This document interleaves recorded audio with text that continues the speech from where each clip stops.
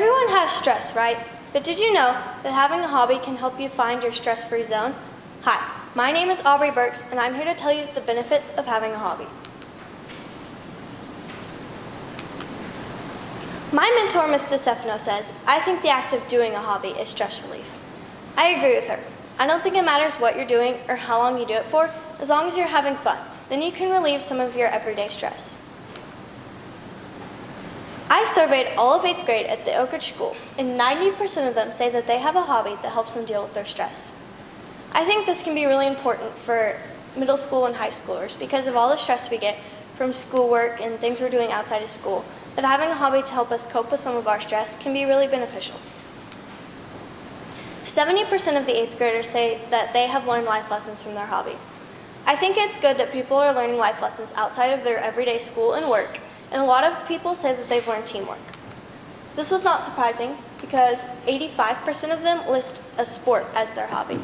A sport is a great hobby for kids and teenagers because they have to learn how to manage their schedule, getting to all their games and practices, staying on top of their homework, and keeping up with a healthy sleeping schedule. My hobby is horseback riding. I've been doing this since I was 4 years old. And it can get stressful because I try to get at least 2 lessons in a week. And these lessons usually range from an hour to an hour and a half. So I know that I have to get my homework done in school or ahead of time so that I can still get to my 2 lessons a week. But this has helped me learn how to manage my schedule. I also know that if I have a really stressful day at school, I can just go out to the farm and ride, and then I can come home and do my homework with a fresh, clear mind. Dr. Pillay, a psychologist from Psychology Today, has 4 steps to helping people find their hobby and experience all the benefits. Step number 1, choose a hobby that you enjoy. First off, if you're not having fun, then you're not going to experience any of the benefits. Step number 2, plan for an hour a day of activity. This may seem impossible with the packed schedules we have, but if you start with maybe 30 minutes or an hour on the weekends, and then you can work your way up to 15 to half an hour every other day, then maybe eventually you'll find the time for an hour a day, or at least every other day. But if you're not finding the good time to do your hobby, then you're not going to get the full benefits of it. Step number 3, clarify how this hobby relates to your primary vocation. For example, if you're playing a sport, see how you can relate when you're on offense and defense to your everyday life.